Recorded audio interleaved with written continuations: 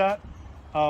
All the issues on my website I've either experienced personally or as a financial advisor.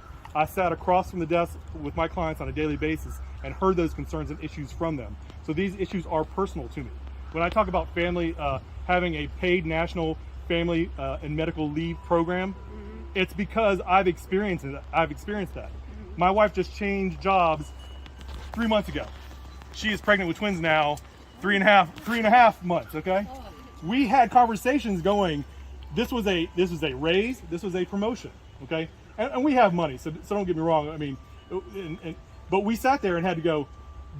Do we need to just not take this job because because she's not going to qualify for FMLA?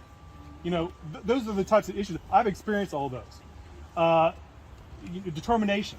Again, this is a true battleground state, right? We, we won the governor's seat. Democrats won the governor's seat, right? Yeah. But we lost the lieutenant governor's seat. We lost the Senate race. And let's be real about it.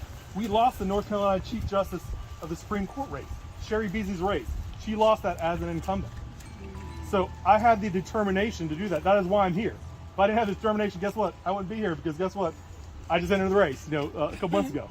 And lastly is demeanor. I think what you're understanding from me right now is I am a fighter. I am not, again, you're not going to hear, you're going to know where I stand on things. I'm not going to sugarcoat things. And again, I'm fighting for Democrats. So I've said this before or whatever else, but voting rights legislation is the #1 priority of this election cycle.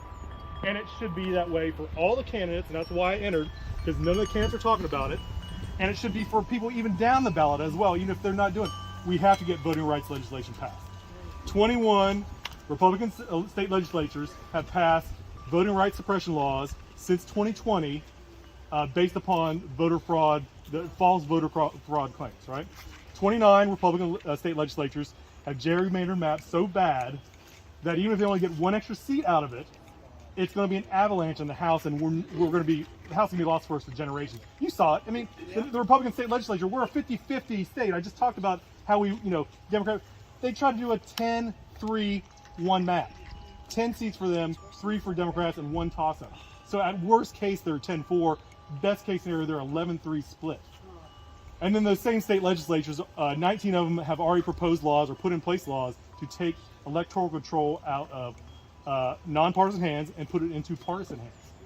So even if we are to elect a president and they try to pull this trick, everybody knows, you seem to like you're all informed voters, you've been following what's going on. They tried to pull this trick last time with the fake electors. Yeah. Guess what? Next time it's not going to be fake electors. Those are going to be real electors. They're going to go, you know what? It doesn't matter that more people voted for XYZ Democrat. We're going to put this person in place, and this is how we decide. They're doing that. That's legal. That's what they're going to make it. They're going to make it legal next time, right?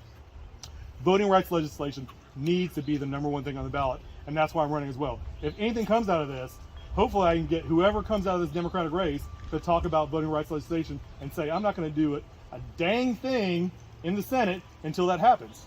And if that is me, guess what? I've said this. I will go every day to Joe Manchin and tell him he needs to get his ass on the floor and vote for this. Yeah. And I'm serious. I mean, this is no joking. It's not kidding. I'm not playing nice. I'm not being fair. These are things that are serious. We're talking about getting rid of the filibuster or whatever else it is. We need someone who's going to fight for democratic values, and that's why I have it. That's why when I talk, I'm going to tell you what I want. I'm going to tell you what I'm going to do, and I'm not going to sit there and you're not going to be vague about, like, I wonder what BK thinks about blah, blah. Like, no, you're going to know it. And again, you go to my website, you ever talk to me, I'll tell you exactly what it is. So that's what differentiates me from the other candidates. Yeah. So, when we get to the actual election, your opponent, a Republican, starts in with the hallucinatory stuff that they all seem to have in their heads. What do you answer? What do you mean by the hallucinatory? Hallucinatory. Trump won the election. The Democrats are all pedophiles. Okay, sure. Thank you. How about you go on Twitter? Go check my Twitter. I don't know if you follow on Twitter. I've went on Buzz, Ted Budd's thing, and I said, you're an idiot. Don't say that. Whatever else. I'm going to do that because we're past. I'm sorry, but we're past civil society. I know we got wine out here. We're all nice and stuff like that. But it's time for us. I'm a lifelong Democrat. I am a Democrat, and I understand we like to do drum circle stuff and be nice and we want to play fair. But we can't do that anymore. And if someone doesn't want to do that, then elect me, and I will be that vocal person. And you can sit there and still be nice to people. But I'll tell you this: I got rid of all my Republican friends after Trump won. You know why? Because I sat there and I saw this guy. Look, I went to Catholic school my whole life, okay? But you don't have to be religious to know that you don't make fun, you don't mock people with disabilities, right? You don't mock people with disabilities. This isn't like this is a fundamental American thing. He mocked the reporter with disabilities, and then everybody was just like, okay, that's cool. I don't want to associate with people who are going to vote for him or whatever else. And so it was hard. The best man at my wedding was a Republican, and I'd kind of like, but I realized, you know what? By sitting there and still remaining friends with him, I was enabling him and making him feel that the bad things that he was saying or the thoughts that he had were justified, and they are not. So again, when you talk about as far as being a fighter or whatever else, that's what I did. I got rid of all my Republican friends because you know what? Me being friends with them is only going to sit there and enable them and think that they're justified in that. So again, I don't have a plan. I haven't mapped out what I'm going to do exactly, but I'm not going to be like, well, my opponent is blah blah blah. I'm like, no, that's BS. That's a lie. There's no to it, and I'll sit there and get in his face or whatever it needs to be done. I mean, I'm a big guy, okay? I mean, LBJ is my idol or whatever else. I'm going to give him the Johnson treatment, okay? So that's just what's going to happen. So, other than your enthusiasm, what are your qualifications? Qualifications. For being a senator? Sure. Well, can we? Maybe I'm talking to the crowd. I heard a lot of Washington people here, okay?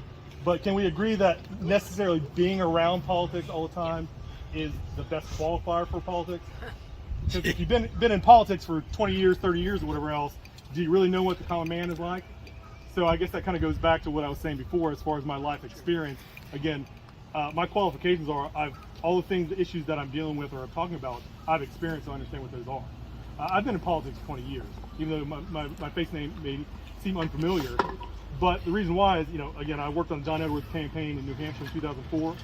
I was the point man on Wayne Goodwin's 2004 Commission of Labor race. I helped organize the Mecklenburg County precinct this past 2020 or whatever else. I've been around politics this whole time, so I know what the game is, and one of the reasons why I haven't been part of this, I haven't been deeper into the party itself, is because of the machinations that they're doing now. I didn't like that stuff. I'm an honest person. So this is your first campaign? Yes, this is my first campaign as a candidate. Yes. Maggie's got a question. Maggie, you can run individual. Oh, now everybody's got questions. Now that I talk up, everybody wants to hear from me. So yeah, go ahead. What is your stance on women's rights, reproductive rights, and the ERA? Yep. Okay. See, that was 4 questions there. You only get one, Maggie. 4 questions. I told somebody else here. Okay. It's you walk the walk. Okay. I can't remember if I said it out loud or I was in the conversation. I had a financial planning practice for 13 years. I built from scratch, multi-million-dollar practice that I sold to my partner because I've got some issues with how the financial planning business is. I think there's not enough regulation. I think there's a lot of immorality in it, and there's too much cheating. And I wasn't willing to do my ethics didn't allow me to stay in that business. So I was going to open some other small business. My wife started prospering in her career. She works in corporate finance. The level she is at, it would require us to move. And so I put my ego aside and I said, honey, I will do whatever I need to do to support you in your career.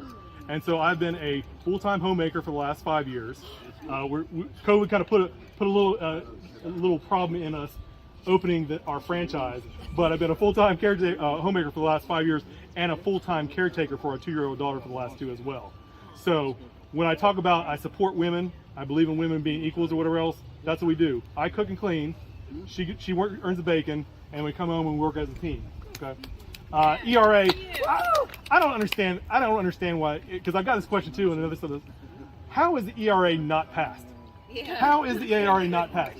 There are 180 industrialized countries in the world.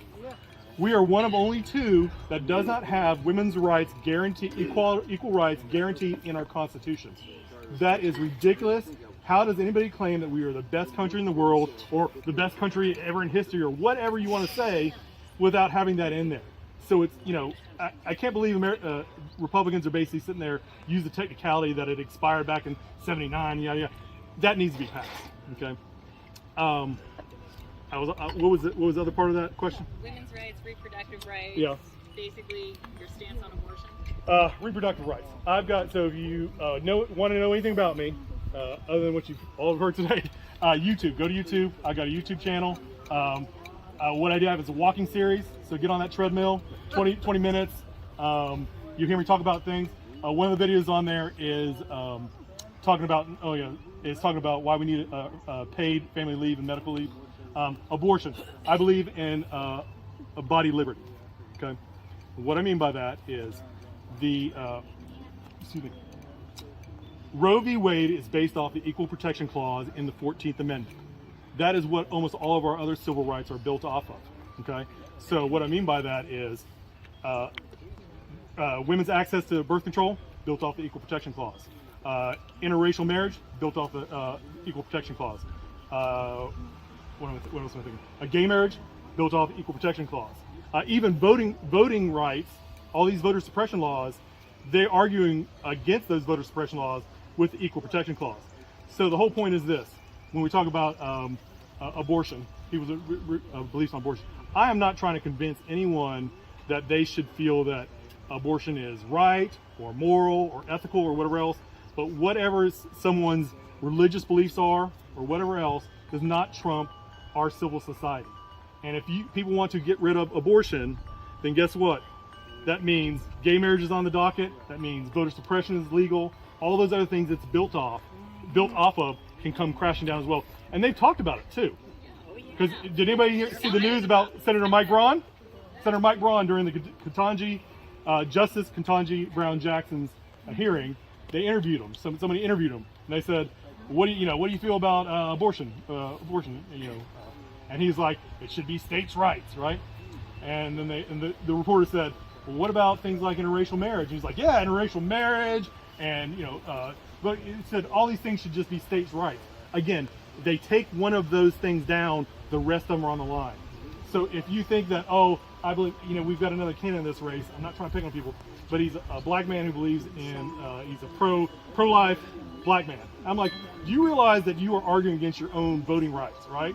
Because if they take away abortion, they take away abortion, the right to abortion, they are taking away, they could come after your right to vote as well. So I believe in body liberty.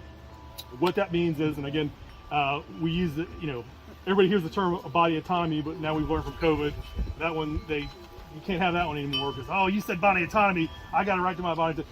It's ridiculous to sit there and talk about comparing getting a vaccine to, forcing women to make a life-changing decision. But I talk about body liberty, and this goes back to, we think that in America, we have freedoms, but we do not have freedoms. Freedom and liberty are not interchangeable. Freedom means you can do whatever you want. We have liberties. Liberties mean that you can do whatever you want as long as it doesn't impede on somebody else's freedom. And so that's why I say body liberty, because women should have the right, just like men do whatever they want with their body as long as it isn't harming somebody else. So I believe in body liberty. That's my opinion. Anybody else? I have a very blunt question, and I apologize in front in case Sure. you offend you. It's not meant to offend you. Yes. Is there anything in your past that people should know now? Because last time you were very hard I know. for Cunningham, and then turned out that we wasted all of the opportunity. Just keep it in your pants. It's just the most selfish thing in the world. You have that. I truly believe this is. I know politicians talk about hyperbole, and I was talking to Libby, or no, not Libby. So, trying to remember who I was talking to about Heather Cox Richardson. And if you're not reading Heather Cox Richardson, you should read Heather Cox Richardson. Okay. And I truly believe that if we lose the House and the Senate, that's it. Like, this is it. This is going to be a liberal democracy or whatever else. This is it. So, I guess my whole point is how selfish she was to do that, knowing what's going to happen in line for that. So, again, all I can say is I understand the gravity of what I do and what I'm here at this. Now, I can't sit there and say that I'm not going to say something that people aren't going to like. I think we experienced that today, right? That's different. You know That's that. okay. But no, there's nothing like that that's going to come out as far as that. I mean, I've got a wife that's pregnant with twins and a 2-year-old daughter that I love, all of them. I'm not trying to do something that's going to ruin that. I put it this way: that's how important this is to me. Is the fact that I'm doing this. I'm trying to run now with all those other things going on. That is how important it is. Again, people don't understand when I say I'm not running for me. I'm running for you. That is what I'm doing. I truly believe that I'm running for that because, again, I don't need, this isn't about ego for me. This isn't about ego for me. And that's why I'll sit there and say, look, if you don't want to vote for me, that's fine. If you want to vote for somebody, one of these other candidates, if you want to vote for Sherry Beasley, that's fine. Then go out there today and start screaming from the rooftops about her and get other people energized because we need a Democrat in this seat. Yep. And what I'm trying to do, again, is get some energy around this, get people talking about this race, and because what ended up happening is everybody else that was up in this race up until the point that I entered wasn't able to do that. And I'll tell you this. 2010, I think we all were living off the high of voting Obama, and we just sat at home and we said, America's changed. This is great. We're never going to have to go back. This is, Republicans are dead, right? And then they took over the state legislatures, right? And I was like, shit. And then 2016 happened, or 2016 came along, and Hillary was running, and I said, I am not going to do the same thing I did in 2010. I'm not going to sit at home. And so I went out and I worked on her, worked for her campaign or volunteered for her campaign. I didn't work for her, just I volunteered for her. I got people registered to vote, blah, blah, blah, or whatever else. But, I gave, 50, 60% effort. And I was like, she's got it, blah, blah, blah, or whatever else. And then, my wife and I were sitting on the couch with our bottle of champagne, like tonight, just like all of you are, right? And the only thing flowing that night were tears. There's no champagne flowing. And so I sat there watching this election, knowing what's going on, and I said, I am not going to have any regrets this time. I'm not going to do it. I don't know what I can do. And I was like, I've given money to candidates. I've done what I can.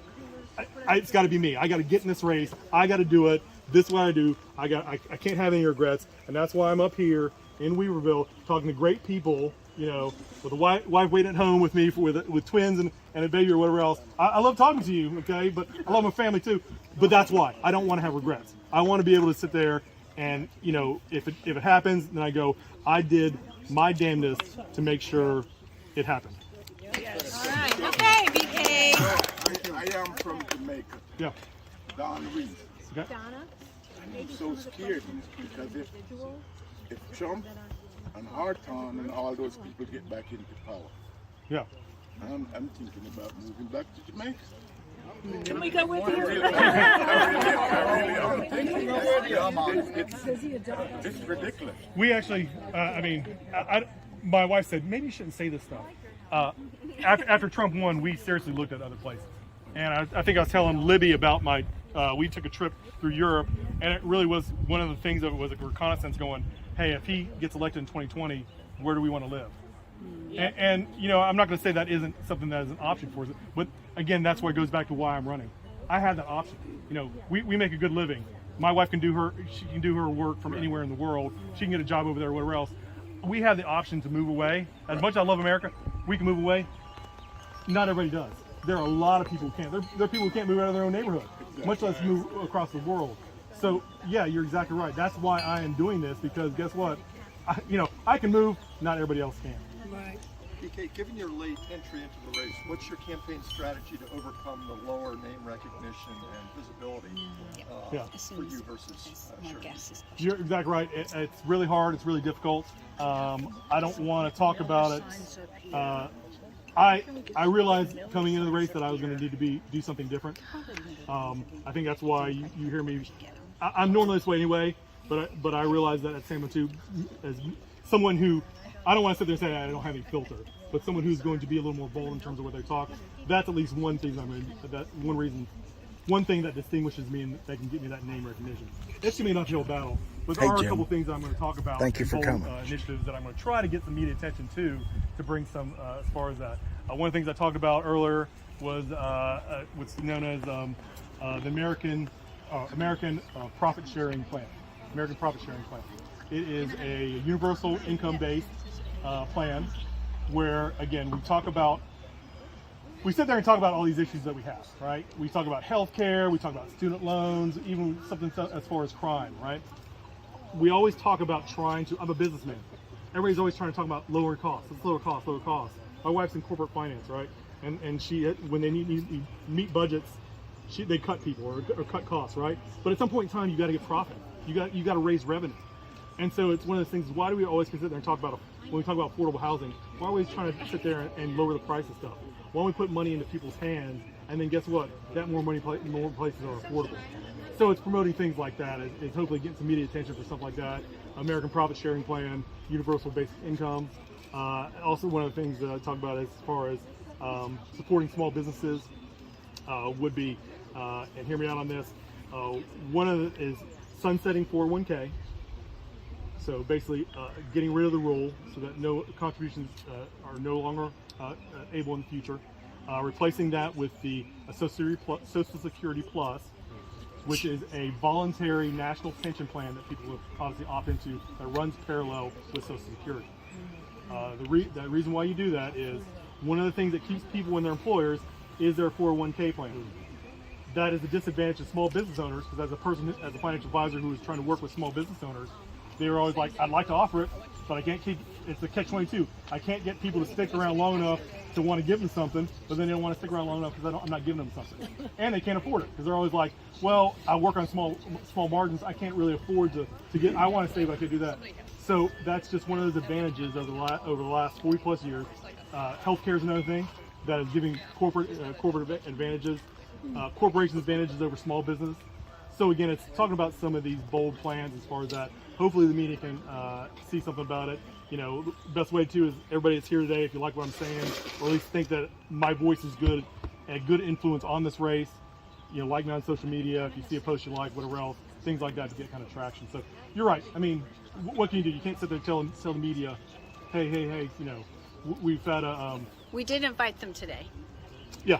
I meant to thank Chuck for doing that.